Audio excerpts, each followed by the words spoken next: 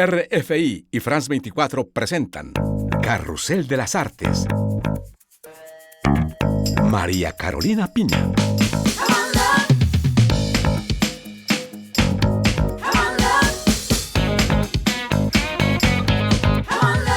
Saludos a todos desde la capital francesa. París acoge los Juegos Olímpicos por tercera vez en su historia y en Carrusel de las Artes quisimos saber cómo se gestó este evento deportivo, el más importante del mundo.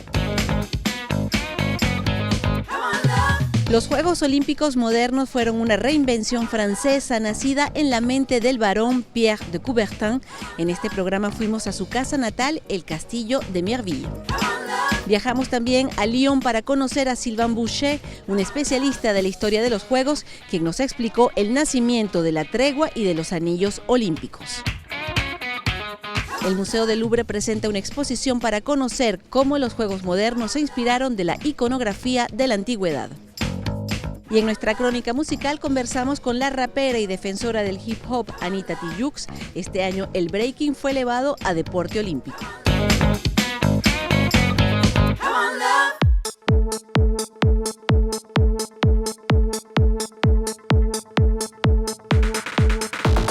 Muchos desconocen que el padre de los Juegos Olímpicos fue un francés, el barón Pierre de Coubertin. A finales del siglo XIX tuvo la idea de rescatar los Juegos Olímpicos de la antigüedad. Muchos se burlaron de él, pero lo cierto es que su proyecto terminó conquistando a los intelectuales de su época y en 1896 tuvieron lugar los primeros Juegos Olímpicos de nuestra era en el Estadio Panathinaiko de Atenas.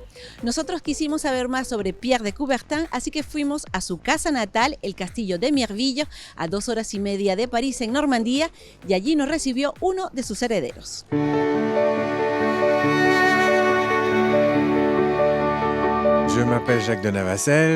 Me llamo Jacques de Navassel, soy descendiente de Pierre de Coubertin. Su hermana fue mi tatarabuela. Tengo la suerte de vivir en este castillo donde Coubertin pasó toda su infancia, en el siglo XIX.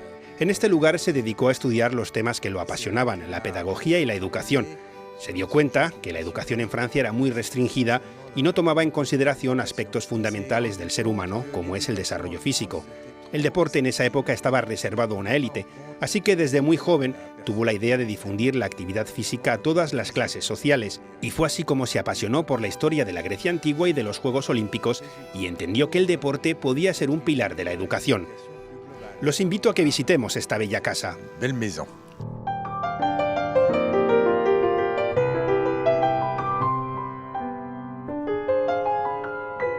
Ici, le bureau. Aquí tenemos la oficina donde trabajaba Pierre de Coubertin, que es una pieza bañada de luz. Podemos imaginar que fue aquí donde formalizó su proyecto de renovación de los Juegos Olímpicos, como él decía. Coubertin diseñó casi todos los detalles de la organización de los Juegos Olímpicos tal como los conocemos hoy. Por ejemplo, la idea de las ceremonias de apertura y de cierre fueron escritas a mano por él y se han respetado hasta la fecha. Se podría decir que escribió el manual y los objetivos del olimpismo. Coubertin rescató el ideal de juego limpio, de respeto de los orígenes de cada participante, de independencia política, incluso el aspecto cultural. Esas ideas siguen vivas en la actualidad. Était la solution pour atteindre la paix mondiale.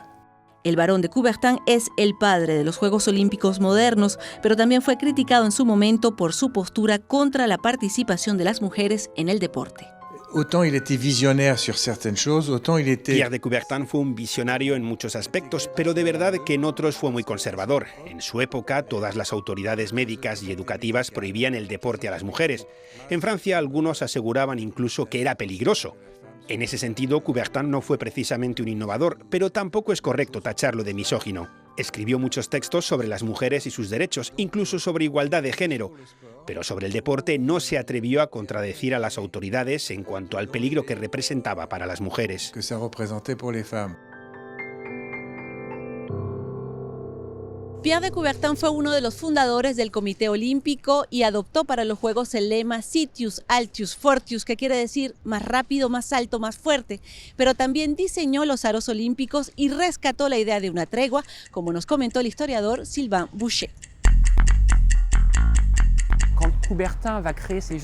Cuando Pierre de Coubertin creó los Juegos Olímpicos, imaginó también la identidad visual de estos Juegos. Los anillos fueron diseñados en 1914. Fue el propio Pierre de Coubertin quien tuvo la idea de 5 aros entrelazados para representar la idea de fraternidad y de acercamiento entre los pueblos.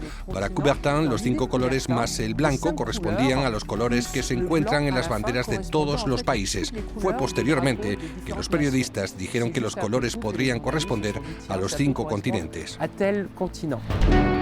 Otro emblema de los Juegos Olímpicos es el encendido y el relevo de la llama desde el recinto sagrado de Olimpia hasta la ciudad anfitriona, aunque no siempre se hizo de esta manera en la edad moderna. La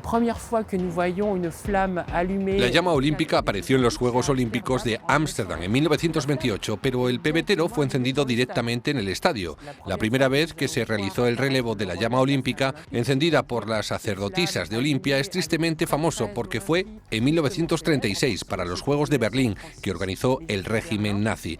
Para ellos era todo un símbolo traer desde Grecia esa llama encendida casi de forma divina con los rayos de sol. Luego la transportaron de país en país hasta Berlín, delante de Adolf Hitler. Efectivamente, luego de la Segunda Guerra Mundial, el Comité Olímpico Internacional se cuestionó si mantener o no esa tradición, pero es quizás el único momento en el que el olimpismo va al encuentro del público. Además, es siempre un momento extremadamente festivo.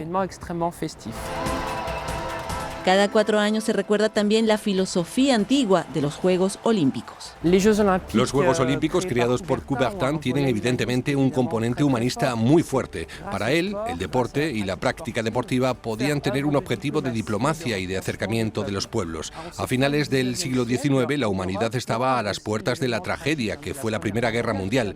Pierre de Coubertin se inspiró de un concepto primordial de los Juegos de la Antigüedad, la tregua en Olimpia. La idea de esa tregua sigue vigente hoy en día. Antes de cada edición de los Juegos Olímpicos, el presidente del Comité Olímpico Internacional acude a la sede de las Naciones Unidas para recordar tanto el legado de Coubertin como esta antigua herencia filosófica de los griegos.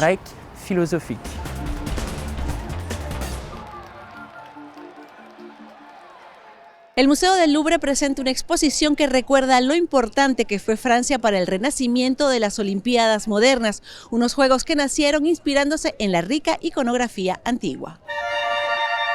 Cuando Pierre de Coubertin decidió rescatar la idea de los Juegos Olímpicos, un grupo de personalidades francesas y griegas se pusieron manos a la obra.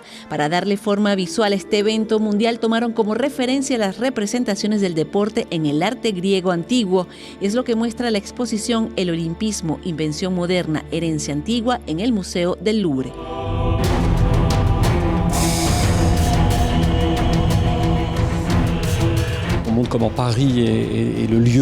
Aquí mostramos cómo París fue el lugar donde se dio forma a la idea olímpica. Particularmente el Museo del Louvre y su colección de antigüedades griegas fueron una fuente de inspiración para crear toda la iconografía de los Juegos Olímpicos modernos. Tous les 4 ans, les Olympiades, qu'elles soient à New York, à Paris, à Athènes. A tal punto que cada 4 años, cualquiera que sea la ciudad anfitriona, los modelos antiguos están muy presentes, como es el caso del discóbolo de Mirón. Discobolo de Mirón, que j'ai là derrière moi. Los griegos de la antigüedad plasmaron en el arte y la artesanía la actividad física como un instrumento para el equilibrio del cuerpo y la mente.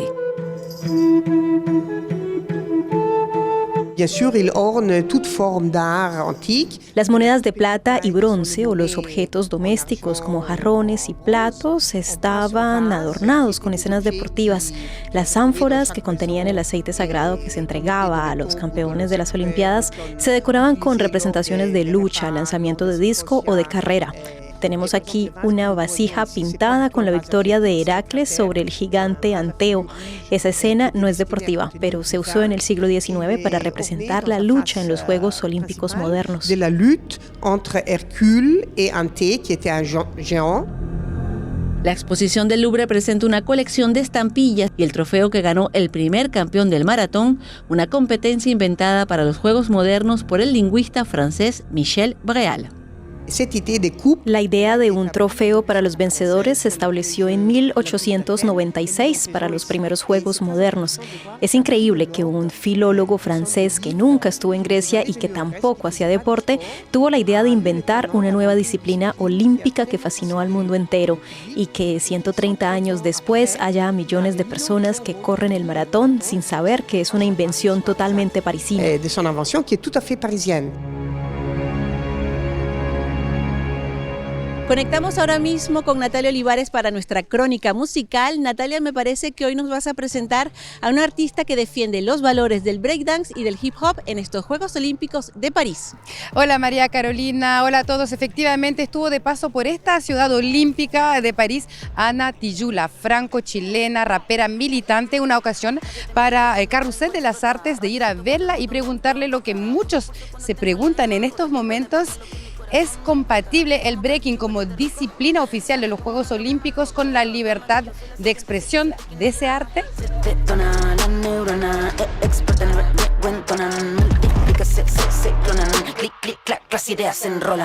Te puedo contestar como alguien que admiro mucha gente que baila y que sé que su cuerpo son herramientas de trabajo y que el baile es como una forma de expresarse con el mundo. Obviamente que es un reconocimiento.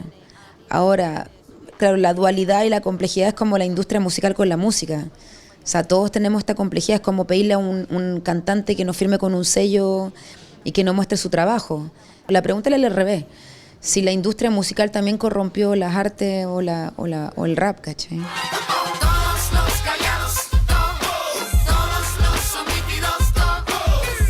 Imposible escuchar las canciones de Ana Tijoux sin entender su grito, su voz, sus militancias, entre ellas la paz en el mundo. Es un mensaje que compartió hace algunos años con la artista Shadia Mansour.